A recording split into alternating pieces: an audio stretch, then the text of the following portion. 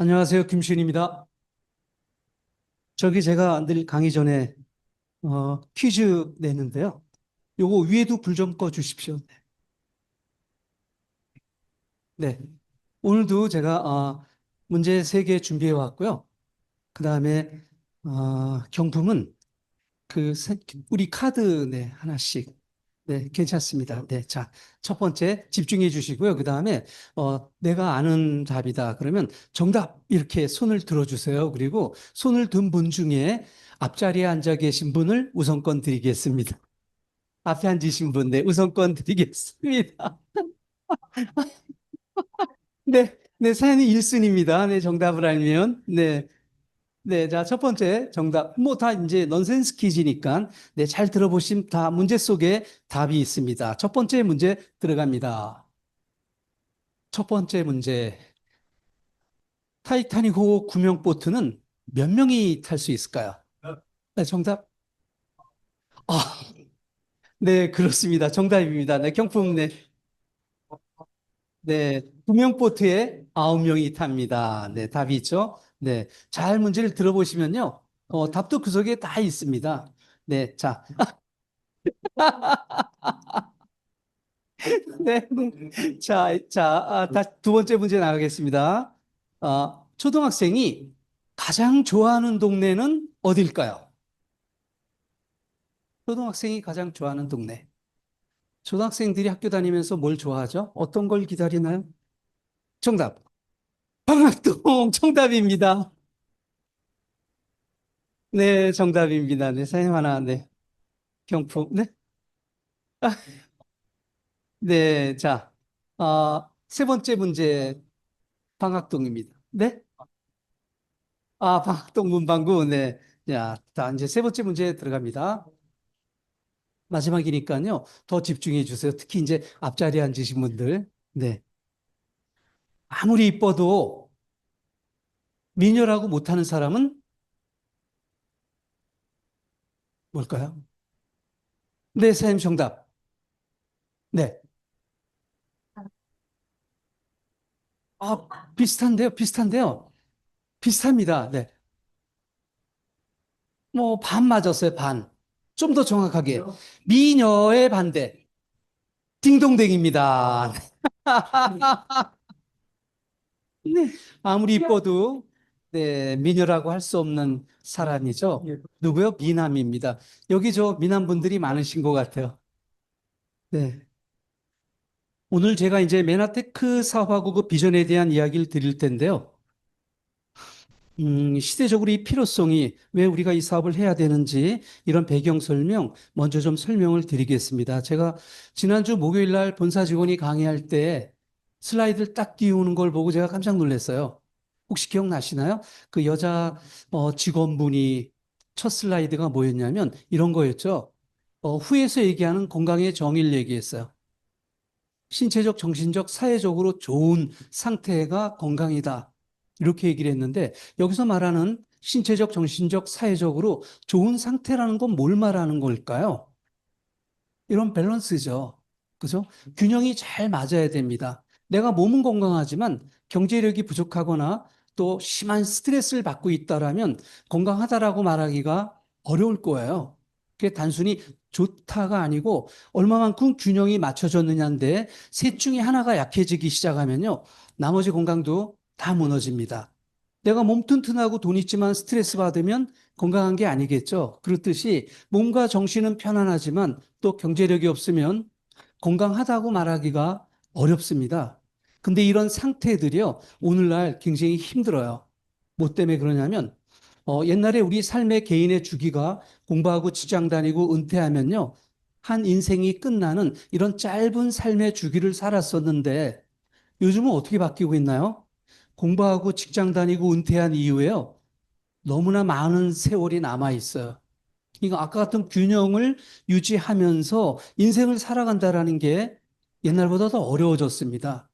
그냥 뭐 아무 생각 없이 살아는 가겠지만 힘들다라는 거죠. 그래 이제 그런 부분을 저희가 다시 생각해 보면 잡코리아하고 그다음에 알바몬에서 조사를 했는데요. 보통 은퇴라 함이 개개인의 나이가 몇이냐에 따라 좀 기준이 다른 것 같아요. 그래, 20대, 30대, 40대가 생각하는 은퇴 시점에 대한 기준이 다 다른데요. 평균적으로는 49.7세에 은퇴한다라고 사회적 통계가 이렇게 나와 있습니다. 50 전에 은퇴하게 된대요. 은퇴하면 우리 인생에 어떤 일이 벌어질까요? 여기 이제 은퇴하신 분들도 계시고 어쩌면 은퇴를 앞둔 분들도 계시겠죠. 은퇴를 하게 되면요. 전문가들이 이렇게 얘기를 해요. 5가지가 은퇴자들을 위험에 빠뜨리는데 그 첫 번째가 뭐냐면요. 소득 절벽이래요.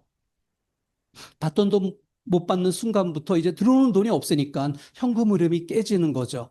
그리고 대부분 연금을 받기까지는 아직 많은 시간이 남은 겁니다. 이런 이제 현실적인 부분은요, 본인이 직접 경험해 보기 전에는 사실 잘 와닿지 않으세요. 근데 정말 수익이 들어오지 않고 돈의 흐름이 없이 가정 생활을 한다라는 건 정말 어려운 일이고요. 그래서 은퇴자가 이제 재취업을 생각하게 되는데 이 취업이라는 게 쉽지 않습니다. 그래서 많은 장애 요소 중에 대표적인 게 뭐냐면 특히 이제 대기업이나 또 남자분들 은퇴하기 전에 고위직에 있었던 분들은요, 물 빼는데 한 10년 걸린대요. 뭐 내가 누군데 하는 거 있잖아요. 그죠? 그래도 한때는 회사에서 많은 직원들을 이렇게 내가 명령하면 움직일 수 있는 많은 직원들이 있었는데 내가 저런 일래? 이런 본인의 벽이 굉장히 높은가 봐요. 그리고 대부분 은퇴 이후에는 입사의 가장 큰 장애가 나이가 문제가 됩니다. 실력이 없어서가 아니야. 젊은 사람들은 뭐 개인적 스킬이나 여러 가지 자격증 같은 걸 따니지만 이제 은퇴한 이후에는 별로 그런 게 쓸모가 없죠. 나이가 늘 문제가 되고 또 입사한다 하더라도요. 옛날에 받던 급여를 생각해 보면 받을 급여가 마음에 안 드는 거예요. 실망하게 되죠. 그리고 근무를 했다 하더라도요. 예전에 겪지 못했던 어려움들이 굉장히 많대요. 자, 세 번째 뭐냐면요. 이렇게 이제 실업 상태를 오래 유지하다 보면 불규칙한 생활이 되게 되고 또 우리가 직장 생활을 할 때에는 목표의식이라는 게 있잖아요. 회사에서 부여한 목표도 있고 개인적인 목표도 있는데 우리가 삶에 있어서 목표가 없게 되면요. 생각을 덜 하게 된답니다. 그리고 생각이 줄어들면 뇌가 축소된대. 축소된대요. 봤을 때 이제 아무 생각 없이 살아가는 분들이 있잖아요. 내가 조금씩 줄어들게 된대요. 그리고 이게 이제 외적으로는 어떻게 나타나게 되냐면 급격한 노화로 진행된답니다. 이건 회사 그만두고 이게 혼자 있던 예전에 뭐 친구나 직장 동료를 보게 되면요. 갑자기 늙어 있는 경우들이 있어요. 노화도 오고, 그 다음에 그런 노화가 또 질병을 부르게 되죠. 이건 이제 점진적으로 우리가 나이를 들어가면서 벌어질 일들인데요. 네 번째 이제 어려운 일은 뭐냐면요. 보통 이제 암 치료하는데 평균 얼마가 드냐면, 암의 종류에 따라 차이가 있겠지만, 공단에서 발표한 거 보면은 5천만 원에서 1억 사이가 든대요. 암을 치료하는데. 굉장히 큰 돈이죠. 근데 실제로 더 걱정이 되는 건 뭐냐면요. 간병비가 더 무섭대요. 이게요. 그래서 간병비는 보통 일당 15만 원을 잡고 한 달에 370만 원인데 집안에 누가 아프면 가족들이 간병을 돌아가서 하려고 그러잖아요. 근데 2, 3개월 지나가게 되면 가족 간에 불화가 생긴대요. 간병 때문에. 서로 일이 있잖아요. 근데 부모님 중에 누가 아프면 이제는 뭐 순서를 정해서 간병을 했었는데 그게 결국 어려워진다라는 거죠. 그리고 병이 길어지게 되면 한 달에 370이면 1년이면 얼마 들어가나요? 한 4천만 원 돈 들어가는 거예요. 이걸 감당하는 게 굉장히 어렵습니다. 그리고 세월이 더 가잖아요. 그럼 어떤 일이 벌어지냐면 캥거루족이라고 아시죠? 네, 자식을 품고 사는 거예요. 또 요새 이 취직이 얼마나 어렵나요? 그래서 한 집안에 부모님도 나이 들고 자식도 나이 들은 노노 가정이 되거나 또 아니면요 나홀로 가정 이게 우리의 삶을 은퇴 이후에 벌어질 현실이라고 합니다. 물론 하루아침에 다 생기는 건 아니지만 한 점진적으로 이제 이런 일들이 벌어진다는 거예요. 그래서 우리의 100세 시대가 오래 사는 것이 과연 축복인가 재앙인가는 이 대표적으로 네 가지 문제에 달려 있다라는 거죠. 첫 번째는 돈 없이 오래 살면 축복이라기보다 우리 인생이 재앙이라고 생각을 합니다. 돈이 없는 인생이 재앙이죠. 하루하루가 너무 힘든 거예요. 그래서 어디 뭐 책에도 나와 있죠. 재수 없음 200살까지 산다고. 그렇게 오랜 세월을 사는데 돈이 없는 거예요. 너무 고통스러운 거죠. 두 번째 뭐냐면 이 직업이라는 의미가요, 단순히 일을 한다라는 게 아니고, 우리의 건강이나 또 정신 건강을 지키는 데 있어서 직업은 평생 필수적으로 가져가야 될 하나의 부분입니다. 그러니까 뭐 꼭 돈을 벌기 위해서 일하는 것도 있지만 이 직업 때문에 목표의식도 있고 사람 간의 관계를 유지하고 건강에 아주 원동력이 되는 것이죠. 세 번째, 아픈 몸으로 오래 사는 거 재앙입니다. 그리고 끝으로 뭔가요? 아까 같이 노노 가정이 되거나 그 다음에 독거장수, 나홀로 살거나 이 중에 한두 개만 내가 해당이 돼도요. 100세 시대가 암울한 거죠. 그러니까 우리의 삶이 행복해지려면 아까 처음에 얘기했던 것처럼 신체적, 정신적, 사회적으로 균형을 잘 갖춰야 됩니다. 단순히 돈만 많다고 행복한 건 아니죠. 몸 아프고 내가 스트레스 많으면 그 많은 돈도 쓸 데가 없는 거예요. 이런 측면에 이제 우리가 은퇴 이후에 만약 추가적으로 돈을 계속 벌어야 된다면 어떤 방법이 있을까? 제가 챗 GPT에 한번 물어봤습니다. 은퇴 이후에 요즘 많이 물어보잖아요. 그죠? 은퇴 이후에 우리가 어떻게 돈을 벌어야 될까? 이걸 물어봤더니 세 가지 분야에 대한 이제 답을 줬어요. 첫 번째가 뭐냐면 투자형 소득을 얘기했어요. 이자 소득, 배당 소득, 임대 소득, 연금 소득. 이게 이제 투자형으로 우리가 돈을 벌 수 있다. 은퇴 이후에. 그런데 월 400만 원을 벌기 위해서 이자 소득을 받으려면 내가 이렇게 뭐 제일 금융권에 어느 정도 돈을 넣어놔야 400을 받을까? 이게 평균적으로요. 연 4%를 잡고 16억 정도를 넣어놓으면 400을 받을 수 있어요. 그런데 16억 아파트에 사는 분들은 꽤 있으시지만 16억을 또 현찰로 갖고 있는 분들은 그렇게 많지 않습니다. 이 400이라는 돈이요, 정말 큰 돈이에요. 내가 16억을 가지고 있을 때 따박따박 받을 수 있는 돈이거든요. 그리고 또 이런 투자형 소득을 받기 위해서는 금융에 대한 지식이 풍부해야 또 리스크도 관리할 수 있어야 되고요. 돈이 있다고 무조건 이런 돈을 받게 되는 건 아니라는 거예요. 두 번째, 배당 소득도 같습니다. 국내 우량주 평균 지금 배당률이 3% 정도래요. 그래서 뭐 이렇게 삼성전자라든지 아주 우량주들 16억 정도를 갖고 있으면 연 배당을 3% 정도 한 400 정도 배당받을 수 있다. 이렇게 얘기를 하고 임대 소득도 마찬가지예요. 서울의 핵심 상권에서도 한 3% 정도에 대한 임대비가 발생하게 되는데 이 3%로 400을 벌려면 꼬마 빌딩 한 16억짜리 갖고 있어야 된다. 근데 요새는 꼬마 빌딩 갖고 있어가지고 부동산 하는 분들이 꽤 많습니다. 공실이 계속 많아져가지고요. 그 집을 살 때 내가 그냥 사는 게 아니죠. 꼬마 빌딩이라고 그래도 다 이제 금융권에 담보 결정하고 돈을 받아가지고 이제 빌딩을 사게 되는데 공실이 돼버리게 되면 이자도 갚지 못하는 거예요. 그래서 이제 리스크 관리가 필요하다. 이렇게 얘기하고 또 국민연금 관계된 소득이라는 건요. 2022년 통계를 봤을 때 1인당 월 평균 수령액이 62만 원 정도래요. 이거는 뭐 공단에서 발표한 거니까요. 정확하죠. 그리고 100만 원 이상을 버는 분들이 몇 프로예요? 6.9%. 그리고 연금으로 200만 원 이상, 이건 개인에 대한 거니까요. 만약 부부가 같이 받으면 한 400 받는 겁니다. 근데 이거는 이 돈을 받기 이전에 내가 먼저 불입이 되어 있을 때 받는다라는 거죠. 이건 다시 돌아가서 이런 결과를 만들기에는 가능한 일이 아니다. 그러면 이제 엿볼 수 있는 게 뭐냐면 두 번째, 노동형 소득이 있어요. 재취업하는 겁니다. 뭐가 되든 재취업하는 거고 쉽진 않지만 도전할 수 있죠. 그리고 플랫폼 사업이라는 건 우리가 유튜버가 되거나 아니면 온라인 셀러가 되거나 온라인 쇼핑몰 같은 거 하는 거 있잖아요. 뭐 이런 것들도 이제 플랫폼 비즈니스 중에 하나고 또 단순 노동 뭐 이렇게 이제 바리스타가 되거나 아니면 LG25시 같은 데서 일을 하거나 택배를 하거나 경비를 하거나 노동을 토대로 이제 소득을 창출할 수 있는 것들이 굉장히 다양해요. 근데 이게 가면 갈수록 우리가 나이 들어가기 때문에 이 일을 지속한다라는 자체가 쉬운 일이 아닙니다. 시작하는 시점에서는 시작하지만 내 건강 상태가 3년 뒤, 5년 뒤엔 어떨지 모르는데요. 만약 그때 건강을 해쳐버리게 된다면 돌이켜 봤을 때 큰 돈을 번 건 아니고 노후 자금을 번 건 아니고 생활만 했는데 몸은 더 아파진 거예요. 고민이 필요하다라는 거예요. 그 이제 마지막 남은 하나가 뭐냐면 창업형 소득이에요. 이거는 소규모, 그러니까 작은 돈을 투자해가지고 할 수 있는 사업들이 있죠. 그다음에 이제 좀 더 투자해서 프랜차이즈 할 수 있고, 그다음에 본인이 잘하는 어떤 취미에 남다른 능력이 있어서 하는 이제 그런 사업을 할 수도 있는데요. 100만 원 미만 수입자가 75%인데 여기 통계가 나와 있는 건데요. 사실상 저 75% 중에 50% 이상은 다 빚을 진 상태이기 때문에 폐업도 못하는 그런 상황이라는 거예요. 그리고 이렇게 이제 창업형 소득으로 돈을 버는 400만 원 이상을 버는 사람들은 극소수다.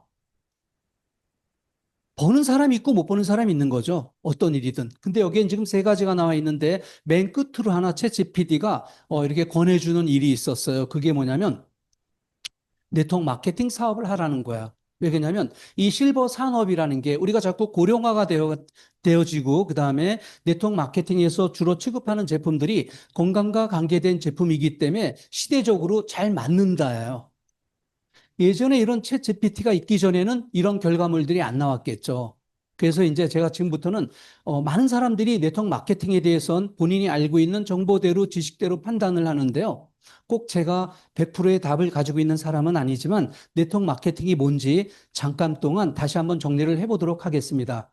먼저 이제 네트워크 마케팅이라는 건 유통의 일부죠. 그리고 재래식 유통이라는 건요, 물류 유통이라고 하는데 만들어진 물건이 소비자한테까지 전달되는 과정에 참여한 사람들, 이게 이제 유통업자라고 합니다. 그래서 총판, 도매, 소매로 되어 있는데요. 위로 갈수록 돈을 더 많이 투자한 사람들이에요. 더 많은 이익을 가져가는데 평균적으로 1,000원짜리 물건이라면 원가 400원 잡고 600원 정도가 유통에서 이제 발생한다. 이게 우리가 아주 오랫동안 이걸 상식으로 알고 지내왔죠. 그러다가 1900 우리나라에서 93년도에 어떤 일이 있었냐면 처음으로 이제 창동점 이마트가 오픈을 해요. 할인점이라는 건 뭔가요? 총판, 도매, 소매를 할인점이 다 하는 거예요. 그러니까 많이 싸게 줄 수 있다라는 거죠. 싸게 주는데 조건이 뭐냐면 하나하나씩 샀을 때 싸게 주는 게 아니고 박스 단위로 샀을 때 싸게 주겠다는 거예요. 좀 많이 사라는 거죠.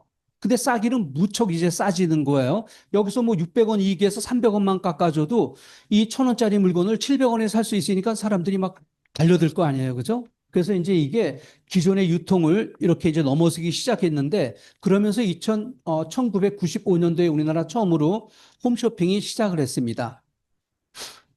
홈쇼핑은 이런 변화는 뭘 얘기하냐면요. 다른 물건을 사러 내가 갔어야 됐는데 홈쇼핑은 내가 가지 않고 테레비를 보다가 마음에 드는 물건이 있으면 주문하면 집으로 배송이 되는 그런 이제 판매 방식이 95년도에 시작된 거예요. 자, 그러다가 그 다음에 인터파크에서 인터넷 쇼핑몰이라는 걸 처음으로 시작합니다.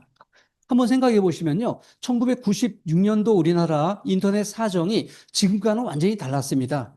무선은 그렇게 활성화되어 있지도 않았고요. 또 96년도에는 지금처럼 스마트폰이라는 것도 있질 않았죠. 오로지 집에서 이때쯤이면 뭐 모뎀을 좀 넘어서 가지고 ADSL이나 그다음에 두루넷이나 이런 것이 좀 나올 때거든요. 그리고 온라인에도 포탈이 별로 많지 않을 때였어요. 그때 인터파크가 이제 쇼핑몰을 하면서요. 계속 시대가 바뀌고 이런 무선 인터넷 서비스도 바뀌고 그다음에 프로그램 개발도 계속 버전업되고 하면서 오늘날 상황이 어떻게 됐냐면요. 우리나라는 또 면적이 크지 않다 보니까 택배가 발전해 있습니다. 그래서 쿠팡 같은 경우엔 저녁에 주문하면 아침에 내가 눈 뜨기 전에 이제 문 앞에 와 있을 정도죠. 또 물도 마켓 가서 사는 게 아니고 주문하면 집 앞에 다 배달해 줘요. 이렇게 바뀌면서요. 온라인 쇼핑몰 판매가 240조를 넘게 됐는데 쿠팡이 24년도에 얼마를 팔았냐면 40조 넘게 팔았어요. 그러면서 신세계와 이마트를 쿠팡이 넘어서게 됩니다. 오늘 또 1, 4분기에도 쿠팡 매출이 전년도 대비 더 발전했다라고 발표한 걸 제가 봤거든요. 계속 이제 유통은 이런 식으로 바뀌어 왔어요. 그리고 얼마 전에 이제 보니까 이런 할인점 홈플러스가 올해 점진적으로 15개를 폐장한다고 그래요. 아마 이런 거 들어보셨을 거예요. 그죠? 여기저기에서 홈플러스가 문을 닫잖아요. 그러면 아파트 값이 5천만 원, 1억이 떨어진대요. 홈플러스가 문을 닫으면. 난리래요. 홈플러스가 그냥 문 닫는 걸로 끝나는 게 아니고요. 주변 상권이 다 무너져 버리는 거예요. 또 그다음에 그 지역 상권에서 거기에 근무하던 많은 분들이 있잖아요. 이분들을 그 지역이 흡수해내질 못해요. 실업률이 또 더 올라가는 거죠. 이런 모든 것들이 어디로 움직여서 그래요? 온라인으로 다 움직여서 그래요. 근데 홈플러스 옆에 사는 사람들도 홈플러스 가서 구매하는 게 아니고 쿠팡에서 구매합니다. 이런 변화는요, 막아지는 게 아니에요. 자, 그런데 여기서 이제 뭐 좀 이 변화의 핵심을 제대로 봐야 될 건 뭐냐면, 과연 우리 소비자 입장에서 어떤 혜택이 있느냐예요. 살 수 있는 이런 선택권을 우리가 갖고 있지, 이런 변화들이 내 비즈니스하고 무슨 상관이 있느냐죠.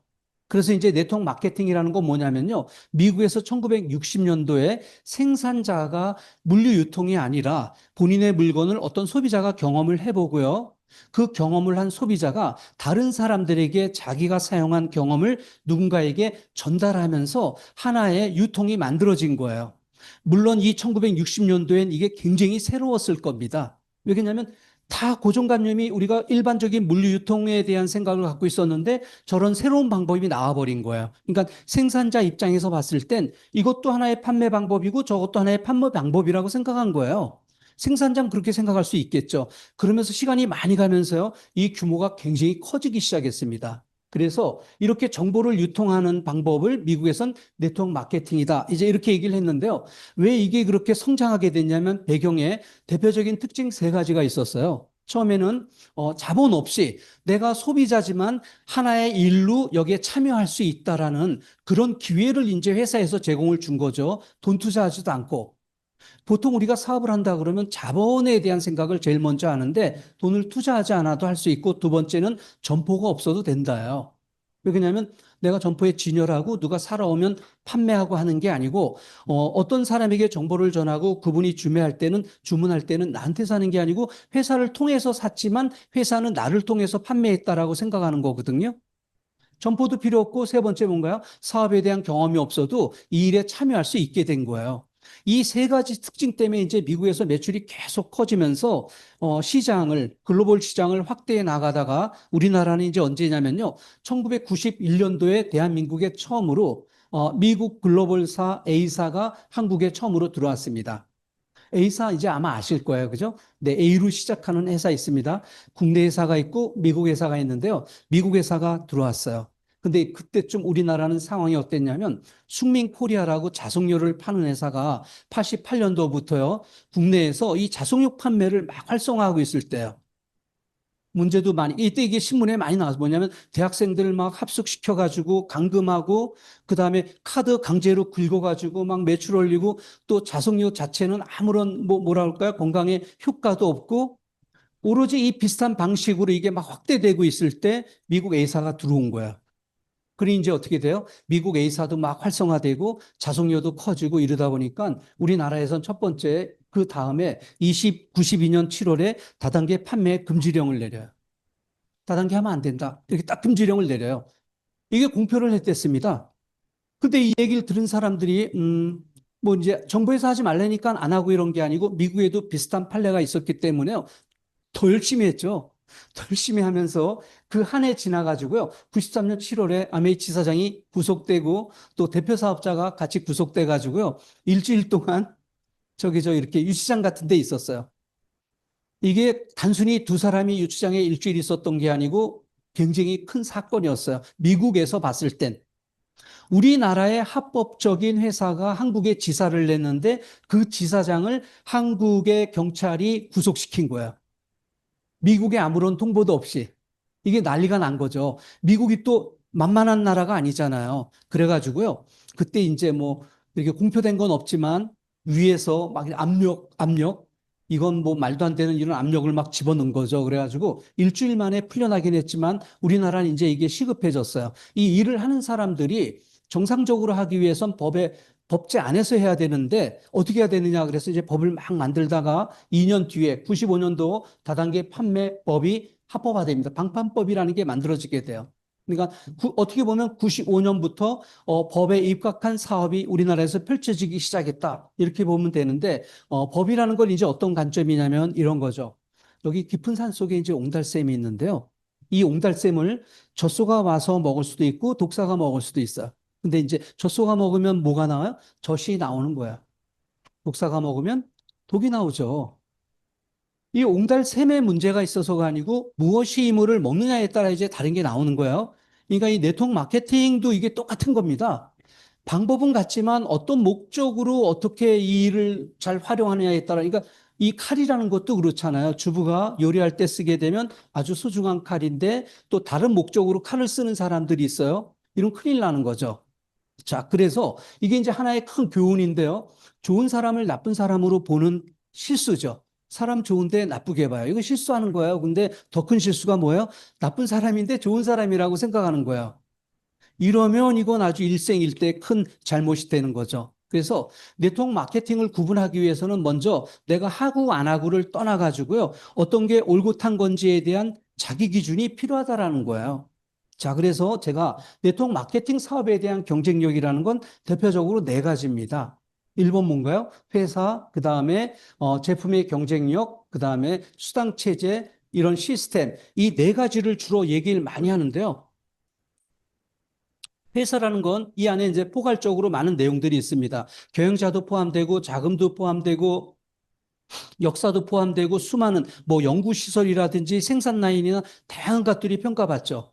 또 제품이라는 건 뭐냐면 오늘날도 경쟁력이 있어야 되지만 10년 뒤, 20년 뒤에도 그 회사의 제품이 경쟁력을 가지고 있어야 비전이 있다. 이렇게 이제 판단할 수 있는 거거든요.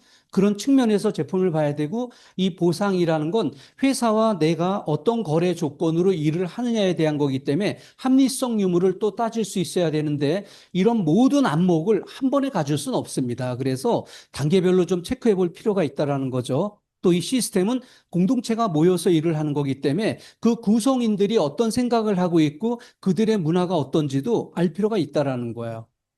자, 그래서 먼저 메나테크에 대한 설명을 좀 드리면요. 메나테크는 1994년도에 텍사스에서 시작했습니다. 네, 이게 이제 30년 된 회사예요. 30년이면 뭐 기업이 자리 잡은 거죠. 자, 그리고 96년도에 글리칸 복합물에 대한 특허를 출연했는데요. 공교롭게도 같은 해 의대에서는 하퍼 생화 교과서를 통해서 의사가 되려는 분들이 공부하기 시작했어요. 글리칸 복합물에 대한 걸.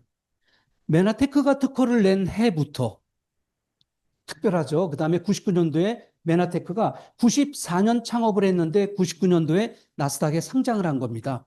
코스닥 상장도 사실은 벤처회사가 상장하는 거 쉽지가 않습니다. 상장 업무를 이제 혹시 해보신 분들은 아실 수 있는데요. 상장의 조건들이 굉장히 까다로워요. 근데 미국 나스닥을 상장하는데 5년 만에 메나테크가 상장을 했다. 이건 기술력이라든지 비전이나 굉장히 많은 것들을 충족시키기 때문에 이게 가능한 일이고 그 이후에 오늘날까지 나스닥 상장을 유지하고 있다라는 것. 이거 어떻게 보면 이제 제가 설명드리는 메나테크에 대한 건요. 나스닥 회사 사업 설명이라고 보셔도 맞아요. 실제 그런 것이죠. 그냥 뭐 이런 조만한 이런 다단계 회사에 대한 사업 설명 이런 거랑은 좀 개념이 다른 겁니다. 그리고 메나테크 글리칸에 대한 내용이 2001년 사이언스 특별호로 42페이지에 걸쳐서 실렸다라는 거고요. 2003년도 MIT에서 미래를 바꿀 신기술 10가지를 선택했는데 그 중에 메나테크 글리칸이 선정됐고요. 2003년도에 했지만 지금 상용화되고 있는 것들이 많이 이제 나오고 있습니다. 우리나라에는 2004년도 이렇게 법인을 설립해가지고 국내에는 지금 20여 년 정도 됐습니다. 그리고 같은 해 의사 처방전에 등록이 됐고요. 또 2008년도에 여러 인증 NSF나 뭐 코셔나 GMP나 이런 건강기능식품이 갖춰야 될 많은 인증을 다 완료했고 그다음에 메나테크는 영양실조에 걸린 아동들을 돕는 M5M이라는 솔루션을 갖고 있습니다. 그건 제품이 판매되면 아동들을 도울 수 있는 뭐라 그럴까요? 제품이 따로 만들어지는 거예요. 이걸 운영해서 아동을 돕는 이런 솔루션을 가지고 있죠. 사회적 기업이다. 이렇게 생각하시면 되고 또 글리칸 연구 개발에 5천만 불 이상을 투자했고요. 현재 전 세계 27개국에 진출했습니다. 2024년 기준으로요. 그래서 메나테크 30년 역사는요. 요약하면 글리칸 연구와 제품 생산의 역사다. 메나테크가 걸어온 길이거든요. 자, 그래서 짧게 제가 글리칸이 뭔지에 대해서 설명을 드리겠습니다. 사람의 몸은 장기, 조직, 세포 단위로 되어 있죠. 이런 거 작아지는 거죠. 그죠? 네. 이 세포가 우리 몸에요. 274종류가 있어요. 저는 처음에 이거 알았을 때 정말 깜짝 놀랐어요. 그냥 우리 세포, 그러면 세포 그냥 하나라고 생각을 했는데 종류가 과학자들이 274종류로 구분을 해 놓은 거예요. 그리고 이 274종류의 세포는 각각의 위치에서 고유한 역할을 하고 있으며 결코 다른 세포의 역할을 대신할 수 없다는 거예요. 그리고 이 모든 세포의 수명 또한 다 다르다라는 거죠. 그리고 공통적인 기능을 하는데 어떤 기능을 하냐면 영양을 공급하고 조절하고 정화하고 지원하고 세포 간의 인식을 모든 세포는 똑같이 한대요. 이때 신호 전달을 서로 간에 인식하기 위해서 신호 전달을 오랫동안 무엇이 하는지 과학이 알았냐면 단백질이 한다라고 생각을 했대요. 전문가 분들도. 그러다가 변화가 생겼는데 전자현미경이 발달하면서요. 과학자들이 이 세포를 좀 더 조밀하게 보게 된 거예요. 이걸 봤더니 세포막이 예를 들었을 때 야구공처럼 밋밋한지를 알았는데 전자현미경으로 보니까 테니스공처럼 막 부슬부슬한 내 뭔가가 있는 거예요. 세포막을 감싸고 있는. 그래서 이제 이게 뭔지를 처음에 연구를 했죠. 연구를 했더니 세포막을 감싸고 있는 것들이 탄수화물이라는 걸 밝혀냈어요. 그리고 이 탄수화물이 사슬 형태로 얽혀 있는데 그래서 이름이 당사슬이라 그런 거예요. 당이라는 건 그리스어로 달달한 뜻이래요. 탄수화물의 사슬이다 이렇게 했는데 저 부위를 이제 전문가들은 글리칸이다라고 표현을 합니다. 그래서 이제 연구를 통해 가지고 어떻게 결론 지었냐면 옛날에 단백질이 하는 역할이라고 알았던 것들이 실제는 탄수화물의 기능이다 이렇게 알게 된 거예요. 그리고 이런 내용들을 96년도 하퍼 생화학 교과서를 통해서요 의대에서 이제 공부하기 시작한 거예요. 그 이전에는 이런 내용을 의대에서 공부하지 않았죠. 연구를 통해서 이제 검증이 났는데 교과서에 이게 나왔다라는 내용은요. 모든 전 세계 과학의 기초가 되는 게 교과서죠.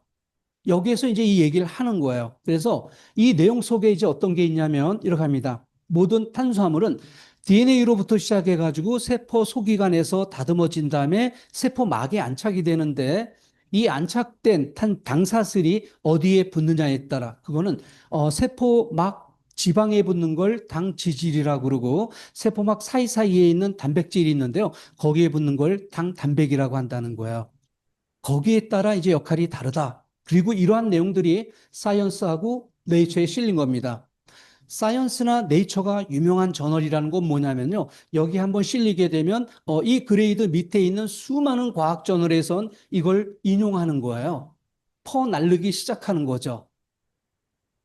42페이지에서 걸쳐서 이렇게 쓰여진 이 네이처하고의 전체적인 내용의 요점은 이런 것들입니다. 우리가 질병을 앓게 되는데 이 병의 원인이 수많은 원인이 세포 간의 인식의 문제로 인해서 발전했을 때 이런 질병으로 노출된다. 이게 이제 그 내용에 나와 있는 거예요. 그리고 이렇게 이런 기록들이 쓰여지기 위해서는 모든 것이 과학적인 근거를 토대로 하죠. 더 나아가서는 2003년도에는 MIT에서 미래를 바꿀 10대 신기술 중에 글리코믹스, 글리칸이 하나로 선택이 되게 됩니다. 나스닥 메나테크의 글리칸이 MIT에서 얘기하는 미래를 바꿀 기술 중에 하나라고 선택된 거예요. 그리고 이 기술을 기반으로 메나테크가 이제 여러 가지 제품을 만들었는데 주원료나 부원료로 현재까지는 50여 종의 제품이 상용화돼서 저희가 이걸 유통하고 있습니다. 자, 그 중에 엠브로토스 라이프는요, 2025년도 브랜드 고객 충성도 대상을 받았어요. 대단한 일이죠, 이게요. 광고도 하지 않는 회사에서 고객을 통해서 가장 뭐라 할까요? 계속 구매하고 싶은 욕구가 있다는 그런 제품으로 이 면역을 강조하는 회사들이 너무나 많죠, 이 시대에는. 그런데 엠브로토스 라이프가 거기에 채택됐다라는 거. 자, 그리고 지금부터는 짧게 이제 우리 사업이 어떻게 진행되는지 제가 설명을 드리면요. 누구나 사업은 쉽게 시작할 수 있습니다. 자본을 투자해 할 수 있는 게 아니고요. 그냥 회원 등록을 하게 되면 사업에 참여할 수 있는데 큰 문제는 뭐냐면 그 문제라기보다 문제라면 또 문제죠. 뭐냐면 사람들이 리스크가 없으면 집중도 안 해요. 이게 자그마한 가게도 내가 돈을 투자하면 열심히 집중하는데요. 돈을 투자하지 않았기 때문에 관심을 많이 안 갖는 거야. 일단 사업에 기회를 줘요. 그럼 회사에서는 그분이 매출이 많던 적던 이제 이런 여러 가지 법인이 제공하는 서비스를 법인 서비스를 해주는 겁니다.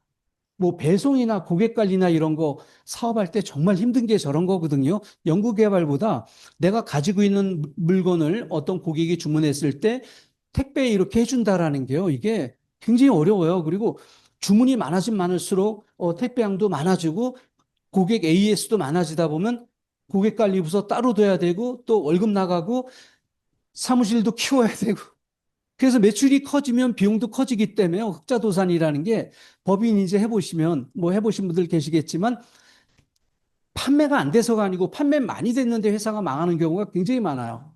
이런 걸요, 메나테크가 다 해줍니다. 우리가 하는 건 너무 간단한 두 가지만 하면 돼요. 뭐냐면 건강과 추가 소득에 관심 있는 분을 찾는 게 저희가 하는 일이죠. 그리고 이제 곰곰이 생각해 보면요. 과연 누가 건강에 관심이 없고 추가 소득에 관심이 없을까? 이걸 찾는 게 더 힘들 거예요. 세상의 모든 사람들은요, 건강에 관심이 있습니다. 나름대로의 정보를 가지고 건강을 관리하는 거죠. 그게 좋다 나쁘다가 아니고 옳고 단 걸 만나기 전까지는 그동안 내가 뭘 알고 있는지에 대해서도 잘 모르는 거예요. 이 추가 소득도 마찬가지입니다. 마음속에서는 다 뜻이 있는데요. 선뜻 덤벼들자니 안 해본 일을 하는 거기 때문에 한편으로는 두려움이 있는 거예요. 근데 이 두려움이라는 건 세상의 모든 시작이 똑같습니다. 저는 제가 여행사에 오래 근무했는데요. 제가 이제 가까운 친구들한테 너 나랑 여행사 할래? 그러면 다 깜짝깜짝 놀래요. 네, 여행사가 뭐 하는 데인지는 대략 본인 생각엔 알아요. 또 여행이라는 걸 다 좋아하니까 아는데 여행을 사업으로 하자 이러면 이건 다른 거예요, 생각이. 도대체 여행사가 어떻게 돈을 버는지를 모르니까요. 그리고 돈을 벌기 위해서 어떤 활동을 해야 되는지를 모르니까 두려운 거죠. 큰돈이 드는 것도 아닌데, 난 못한대. 네? 뭔지 알고 그러면 뭔지 몰라요. 근데 괜히 두려운 거예요. 우리 일도 똑같아요. 뭔지를 모르는 것 때문에 두려워하는 경향이 많아요. 그래서 제가, 이것도 이제 또 제가 나름대로 지식이 있지만 챗 GPT한테 한번 물어봤습니다. 네트워크 마케팅 사업을 어떻게 하는 게 좋을까? 물어봤더니 7가지에 대한 답을 줬는데요. 제가 100% 공감하는 내용들이라 그 순서대로 알려드리겠습니다. 첫 번째 뭐라고 나왔냐면 이렇게 나왔어요. 제품에 대한 진정성 있는 확신이 필요하다. 이게요. 챗 GPT가 지구상에 있는 모든 정보를 취합해 가지고 1번으로 꽂은 거예요. 뭐요? 제품 경험을 통해서 내가 쓰고 좋아서 권하는 게 아주 중요하다는 거예요. 내가 좋다고 느껴야 남에게도 좋다고 말을 할 수 있는 거 아니겠는가? 이건 뭐 너무나 확실한 답이에요. 1번. 경험이 필요하다. 두 번째는 뭐냐면 내가 영업보다는 누군가에게 판매하는 것보다는 누군가에게 도움을 주는 사람이 돼야 된다라는 거죠. 그래서 좋은 관계를 맺는 것이 재구매와 추천으로 이어진다라는 거예요. 관계 설정이 아주 중요하다라는 거예요. 이것도 이해가 됩니다. 세 번째 뭐라고 나오냐면 스토리텔링을 활용해야 된다는 거야. 그러니까 단순한 설명, 이 제품 안에 들어있는 어떤 특징이라든지, 그 다음에 성분에 대한 설명이라기보다 내 개인의 경험이나 주변의 변화에 대한 이야기를 하는 게 전달력이 있다라는 거죠. 왜? 사람들은 정보보다 감정과 공감으로 움직이기 때문에. 아래 이제 제가 이 두 분 초상권이 문제가 되지는 않겠죠. 그래서 딴 데 있는 거니까. 이분이 같은 분들인데, 네, 이 변화에 대해서 만약 우리가 얘기를 한다면 너무나 흥미로울 것 같아요. 이분들이 뭐 때문에 이렇게 됐다기보다 이 자체가 너무 흥미롭잖아요. 그러니까 이런 방식으로 얘기하는 게 중요하다라는 것. 그 다음에 네 번째 이제 얘기하는 건 뭐냐면 시스템을 활용해야 된다요. 그룹에서 제공하는 교육이나 세미나 등을 적극적으로 활용하라는 거야. 혼자 다 하지 말고 시스템을 신뢰하고 활용해야 안정적인 성장이 가능하다는데요. 이거는 뭐 네트워크 마케팅 사업 역사에 변함없는 진리입니다. 그리고 다섯 번째는 지속적인 자기 개발을 하라. 근데 이거는 개발이 없는 삶이라는 건 사실 너무나 지루해요. 막 이렇게 이제 우울증 제가 그리고 단정 지을 수는 없지만요. 좀 우울한 분들 있잖아요. 우울한 분들 활동 잘 안 해요. 사람도 잘 뭐 그래서 우울해서 활동을 안 하는 건지 활동을 안 해서 우울한 건지는 그건 제가 잘 모르겠는데요. 우울한 거 있잖아요. 그리고 인생에 별로 재미도 없고 그러니까 저는 이제 제가 굉장히 중요하게 생각하는 건 본인의 삶에 있어서 본인이 즐거움을 느끼는 뭔가의 요소를 계속 찾는 게 중요한 것 같아요. 재밌게 살아야죠. 근데 남이 나를 절대 재밌게 해주지 않는다라는 것. 본인이 결국 그런 재미를 찾는 것도 자기 개발 중에 일부라고 생각하는 거예요. 날 개발하는 거죠. 또 시대에 얼마나 많은 것들이 바뀌어요. 하물며 이제 제가 굉장히 가까운 지인이 있는데 이분은 저한테 뭐라고 하냐면, 어, 보통 이제 요새 커피숍도 많이 바뀌었잖아요. 그죠? 커피숍 가면 뭘로 주문하나요? 우리 밑에도 그렇죠. 네. 네. 이 키오스크 같은 것들이요. 나타난 지는 얼마 안 됐어요. 근데 저보다 약간 연배 있는 선배님들은요, 불편한가 봐. 그러니까 키오스크에 적응을 안 한 거예요. 못한 게 아니고 안 한 거예요. 그래서 본인은 커피숍 들어갔다가 키오스크가 딱 있으면 나온대요. 그래서 내가, 형님, 그러면 갈 데도 없을 텐데. 그러니까 한 지역구에 본인이 가는 이런 커피숍이 한두 군데 정해져 있는 거예요. 그냥 앞에 카운터 가서 주문할 수 있는 데 있잖아요. 그거 쉬운데, 네? 그죠? 또 핸드폰도 마찬가지야. 통화 용도로만 쓰게 되면 너무나 그 심심한 거 아니에요? 핸드폰으로 할 수 있는 것들이 얼마나 많은데요. 자기개발 중에 하나죠. 이런 시대에 바뀌는 걸 자꾸 내 인생에 도입을 하는 거예요. 그래서 본인을 업그레이드 시켜야 기회라는 것도 계속 오지 않겠어요? 여섯 번째, 그 중에 이제 하나입니다. 온라인과 오프라인을 병행해야 된다는 거예요. SNS나 블로그나 유튜브 등. 저희가 이제 그룹에 대한 이런 걸 활용하기도 하지만 본인이 직접 해볼 필요도 있다라는 거죠. 어려우면 어려운 만큼 하는 거죠. 그러니까 처음에는 이게 불편한 일들이 뭐냐면 단어가 생소해서 불편해요. 근데 그 단어를 이해하고 나면 나중에 이제 어느 정도 하게 되면 아무것도 아니라는 걸 알게 돼요. 그러면 새로운 기회가 이제 열리게 되죠. 일곱 번째는 리더십이나 팀 빌딩을 해야 된다. 뭐냐면 혼자서 성장하는 건 늘 한계가 있기 때문에 파트너의 성공을 돕는 것이 나의 성공이고 그러기 위해선 시스템을 활용하라. 이게요. 뭐 엄청난 리더가 한 얘기가 아니고요. 챗 GPT가 해준 얘기예요. 그래서 제가 경험으로 하나의 사례를 가지고 왔는데요. 생각해 보세요. 우리가 파는 게 쉽나요? 아니면 사용하는 게 쉽나요? 사용하는 게 쉽습니다. 사용하는 게 쉬워요. 우리가 사용을 한다라는 건요, 브랜드 체인지하는 거예요. 그죠? 내가 그동안에 이거 썼는데 비슷한 필요를 이쪽에서 이제 구매처를 바꾸는 거죠. 어느 정도 150점에서 500점이라고 제가 얘기한 건 보상을 설명하기 위한 배경인데요. 150점 정도 시작되면 내가 수당을 받을 수 있는 자격을 가져요. 그리고 500점을 하게 되면 모든 수당을 다 받을 수 있어요. 아주 자세한 내용은 보상 설명에서 이제 따로 들을 필요가 있지만, 그래서 물건을 이제 내가 사는 방법도 대표적으로 세 가지입니다.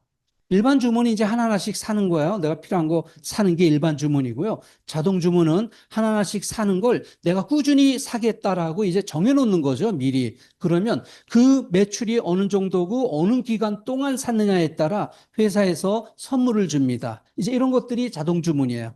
스마트 구독은 약간 다른 게요. 처음부터 38만 원 이내에서 내가 품목을 딱 세팅해 놓는 거예요. 그러면 5 플러스 1으로요. 첫 달에 두 달치 제품이 와요. 그리고 이제 세 달째부터 나머지 네 번 결제가 이루어지는 그런 주문이거든요. 그래서 이제 저분이 주문을 얼마를 했냐면 스마트 구독 플러스 자동 주문으로 매월 500점을 했다라고 가정할게요. 더 할 수도 있고 이제 덜 할 수도 있겠죠. 근데 이해를 돕기 위해서 500점을 했다라고 할게요. 이렇게 되면 이 주변에 이제 본인들이 자기의 변화를 이렇게 보는 사람들이 있을 수 있어요. 아니면 또 내가 특별히 관심을 갖는 사람들이 있을 수 있죠. 그래서 이 두 분에게 내가 제품을 경험한 이야기와 구매한 방법을 설명해 줬어요. 이거 어려운 일이 아니죠. 그죠? 내가 어떻게 샀어? 인터넷 쇼핑몰 다 안 해본 분들이 없기 때문에요. 맨하테크 쇼핑몰에서 구매하는 걸 설명해 준다라는 건 어려울 게 하나도 없어요. 맨하 스테이션 들어간 다음에 쇼핑해서 이거 이렇게 찍어가지고 결제하면 그냥 사는 거 아니겠어요? 또 회원 등록도 너무 쉽죠. 카카오톡으로 바로 그냥 개인정보 인증하면 회원번호 나오니까요. 이런 거 그냥 설명하는 거예요. 그 다음에 뭐요? 구매 방법을 이제 안내를 했는데 그래서 두 사람이 500점, 500점 한 거예요.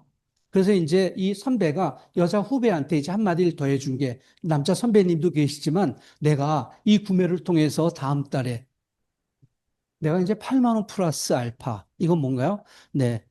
비즈니스 개발 보너스 8만 원에 유니레벨 약간의 돈이 이제 추가로 더 들어온다라는 걸 두 사람한테 얘기를 해주고 이게 모든 것이 아니고 나머지 이제 메나테크에서는 8가지 보상 체제에 맞춰서 매출에 맞춰서 이런 수당을 내가 받을 수 있어.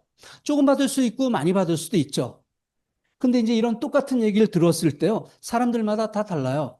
이 이제 여자 후배가 바로 얘기를 듣자마자요, 막 4명을 바로 내 500점을 한 거예요. 누구는 쉽지 않다고 생각하겠지만, 누구는 막 이게 진짜, 뭐 먹듯이 막 해버릴 수도 있어요. 사람에 따라 다 다른 거니까. 자, 그래서 그 다음 달 어떤 일이 벌어졌냐면요. 이 선배는 8만 원 받았지만 후배는 20만 원 플러스 알바를 받은 거예요. 이게 말로만 듣는 거하고 진짜 통장에 수당이 한번 들어오고 나면요. 감정에 큰 변화가 생깁니다. 돈을 만져보면 감정의 변화가 생겨요. 그 전에는 안 생기던 변화가. 그리고 뭐야? 야, 어쩌면 내가 회사에만 목매고 살았는데 어쩌면 이 돈이 내 인생을 지킬 수도 있겠다라는 그런 마음이요. 싹 터요. 마음속에서요. 이게 하나의 도구가 될 수도 있겠다. 그 뭐랄까 박식한 생각만 계속해서는 못 느껴요. 막상 해보면 알게 돼요. 자, 그래서 이 중간에 있는 이 여자분이 이제 두 분을 자리합시다. 우리 건강에 관심 있는 사람, 추가 소득에 관심 있는 사람들을 한번 찾아봅시다. 이거 어려운 일 아니잖아요. 그죠? 근데 이제 중요한 건 건강과 추가 소득에 관심 있는 분들에게 어떤 목적으로 어떤 도구를 사용할 건지에 대한 약간 추가 설명이 필요하지만 사람들이 이제 모으기 시작한 거예요. 이렇게 모으는 이런 일들이요. 누군가는 한 달이 걸릴 수도 있고 누군가는 6개월이 걸릴 수도 있어요. 왜냐하면 각자의 상황이 다 다르고 또 그동안 살아오면서 사람들에게 나라는 존재가 어떤 신뢰를 구축했느냐에 따라 그 파급 효과가 다 각자 달라요. 딱 정해져 있는 게 아니란 말이에요. 근데 여기엔 지금 이제 이렇게 더 할 수 있는 분들도 있죠. 막 대표적인 분들도 저희 그룹에 또 김창선 사임 같은 경우에는 엄청나게 막 처음에 매일 저녁마다 2명씩 그래가지고 6개월 만에 끝을 본 그런 일도 있잖아요. 모두가 그렇게 할 수는 없어요. 그러나 전달이 된다라는 거죠. 자, 그래서 어떤 이제 슬로건으로 이 팀이 움직였냐면 우리가 스마트 구독 그룹을 만든 자예요. 근데 스마트 구독 그룹을 만들려는 목적이나 목표가 뭐예요? 매출을 안정화시키는 거죠. 모든 분들이 스마트 구독을 하게 되면 기본적인 매출을 안정화시키고 또 추가로 계속 매출을 쌓을 수 있잖아요. 그래서 매출이 올라갔을 때 합당한 금액만큼 수당들을 받을 수 있는데 이걸로요. 처음에 작게는 뭐 커피값이 될 수도 있고 또 아니면 일본이 뭐 하냐요? 메나테크 제품을 공짜로 먹는 돈을 받는 게 첫 번째 목표 아니에요? 그래서 나는 메나테크 제품을 돈 안 들이고 먹고 싶어. 1번이죠, 그게요. 그 다음에 두 번째 뭐야? 좀 더 들어오게 되면 그걸로 뭐 하고 싶어. 이렇게 계속 원하는 것들이 커지면서요. 더 나아가서는 차도 바꾸고, 집도 바꾸고, 와이프 빼고 다 바꾼 분들이 굉장히 많아요. 메나테크에. 다 바꾼 거야. 네. 막, 그분들이 자랑을 안 해서 그렇죠. 들어온 돈으로 얼마나 많이 바꿨겠어요. 돈이 들어오는데요. 이런 거 하는데 만약에 자본 투자해야 되고 점포 있어야 되고 뭐 이런 못 하는 거죠. 내가 직장 출근하고 있는데 회사 그만두고 일해야 된다 그러면 일을 어떻게 해요? 내가 그만두지 않더라도 그 팀이 잘 활동해가지고 결과를 만들 수 있다면 좋은 일 아니겠어요? 그래서 구체적으로 이제 공부를 하셔야 될 게 뭐냐면 아까 얘기한 구매 절차 알아야 되고 또 메나테크가 내가 메나테크에 관심을 갖고 시작하면 어떤 관계로 어떤 방식으로 돈을 주는지도 알 필요가 있다라는 거죠. 더 나아가서는 어떤 해냐에 따라 차이가 있지만 해외여행 프로모션 같은 것들도 다 있다라는 것. 이거 다 채우면 뭐 너무 좋은 거 아니겠어요? 그래서 내가 월급 받는 거에 한 3배 정도 더 많이 메나테크에서 수당이 들어온다. 그러면 전업을 생각해 볼 필요도 있죠. 그때 막 속도를 붙이기 위해서. 그렇지 않겠어요? 처음에는 이제 직장 급여만큼을 여기에서 벌어봐야지. 그러면 2배 소득 들어오는 거 아니에요. 더 열심히 살자는 얘기예요. 자, 그런데 이런 모든 일이요. 혼자는 불가능하다. 뭐요? 그룹에 시스템이 있어야 돼요. 그룹의 뒷받침이 있었을 때 내가 힘을 덜 주고도 이게 진행이 가능하다라는 얘기예요. 그러면 지금 글로벌 B&B 시스템이라는 건 대표적으로 이제 4가지 솔루션이 있는데 첫 번째 OM이라는 거 뭐냐면 오늘 같은 신규 초대자 분들을 초대해서 회사나 글리칸이나 수당에 대한 아주 약간의 이제 이런 내용을 전달하는 이런 시간들이 있죠. 이런 시간들이 이제 활용하는 것도 그룹 활용하는 방법 중에 하나고 또 MET라는 건 오늘 오전에 했던 좀 더 많은 내용을 6주간 전달하는 그런 이제 교육 프로그램도 있고요. 또 MST라는 건 저희가 월요일 날 하는데 사업의 실무 경험을 서로 간에 이제 공유하는 이런 시간도 있고, 그 다음에 2주 뒤에 저희가 글로벌 B&B 페스트라는 걸 하는데 전달에 달성한 또 이렇게 이룬 뭔가 사업 결과에 대해서 다른 사람들로부터 인증받고 격려받는 게 서로가 서로에게 굉장히 큰 힘이 되거든요. 이런 것도 이제 참석해보고 들으면 내가 그동안 보아온 세상과 또 다른 세상이 있다라는 것도 알게 돼요. 그래서 이런 시스템은 이제 개념이 이렇습니다. 우리가 금융 레버리지 얘기하는데요. 이거는 시스템 레버리지야. 제가 생각하기에 뭐냐면 평범한 개인이 이런 지렛대가 움직이는 것처럼 시스템이 나에게 도움을 줘서 많은 사람들을 평범한 개인이 비범한 결과를 만들 수 있는 걸 시스템이 제공해줘요. 제가 맨 끝으로 이미지 하나 보여드릴게요. 이건요, 제가 챗 GPT한테 물어봤어요. 이미지를 업로드한 다음에 뭐라고 물어봤냐면, 이 중에 누가 제일 먼저 떨어질까? 그랬어요. 그랬더니 챗 GPT가 뭐라고 할 것 같아요? 이 배경이 이렇습니다. 중국의 그 체조 꿈나무들이에요. 중국에. 이 중에 금메달 딴 소년이 있어요. 여기에 매달렸잖아요. 그러면 제일 먼저 떨어진 애가 있어요. 그러면 걔는 저녁 굶는 거예요. 저녁을 안 줘요. 왜? 무거워서 떨어졌다라고 보는 거예요. 5명만 밥을 먹어요. 그러니까 이 얘네들이 여기에 매달려 있는 이유가요. 절박한 거예요. 밥 한 끼 놓고 매달리고 있는 거예요. 매일 저녁마다 이거 매달린대요. 그래서 챗 GPT 뭐라고 하냐면 먼저 올라간 애가 먼저 떨어질 거래. 그래서 제가 일리는 있죠. 근데 이제 챗 GPT가 모르는 건 감정적으로 사람의 결심이 어떤지까지는 잘 모르는 것 같아요. 그 매달려야 될 절박함이 있으면요. 내가 먼저 매달렸지만 늦게 올라온 사람보다 더 오래 매달릴 수 있다는 걸 GPT가 몰라요. 그 정신세계를. 저는 제가 생각하기에도 네트워크 사업도 비슷합니다. 옛말에 그런 말이 있잖아요. 천리만은 하룻밤에 천리를 가지만 평범한 말도 열을 가면 천리를 간대요. 그러니까 누군가가 같은 일을 하지만 나보다 잘하는 사람들이 있어요. 그 천리망고예요. 근데 빨리 가는 게 이기는 게 아니고 열을 걸렸지만 결국 가면 되는 거예요. 그러니까 본인의 상황과 그 페이스 조절을 본인이 해야 돼요. 내가 지금 직장 다니면서 많은 시간을 내지 못하고 또 이런 분야에 대한 지식도 없고 보완시켜야 될 것들이 많다면 한 달, 2달 만에 큰 기대, 큰 변화를 기대해서는 안 되죠. 그래서 우리가 운동하러 가도 웨이트 하면 그렇잖아요. 코치들이 처음에 이렇게 한 3달은 상의 탈의하지 말라고 그래요. 뭐 이렇게 아령 몇 번 들더니 거울 앞에 가가지고 이렇게 그리고 안 커지네 이러고 한 2, 3일 뒤에 안 나와요. 근육이 안 붙는다고. 근육도 붙는데 시간이 걸리는 거죠. 우리 사업도 마찬가지예요. 이게 빠르다 늦다라는 게요. 절대 가치나 기준을 가지고 있지 않기 때문에 본인이 본인의 플랜을 잘 짜고 제일 여기서 중요한 건 뭔가요? 본인의 팀이에요. 위로는 스폰서와 업라인이고 함께하는 파트너분들과 서로 협력해서 부족한 부분을 보완하면서 단계별로 일을 발전시켜 나가다 보면요. 가장 핵심적인 게요. 좋은 사람을 만나요. 그 좋은 사람이 누구예요? 이게 사람한테 달린 일이에요. 좋은 사람 만나서 꼭 이 일이 아니더라도 평생 같이 가고 싶은 사람들을 만나잖아요. 그러면 메나테크에서 만나고 또 이 일 때문에 서로 대화하고 하는 게요. 인생 자체가 행복하게 살아가는 거예요. 아무튼 그게 다 이 절박한 마음으로 가야 되지 않을까 이렇게 생각합니다. 이상으로 마치겠습니다.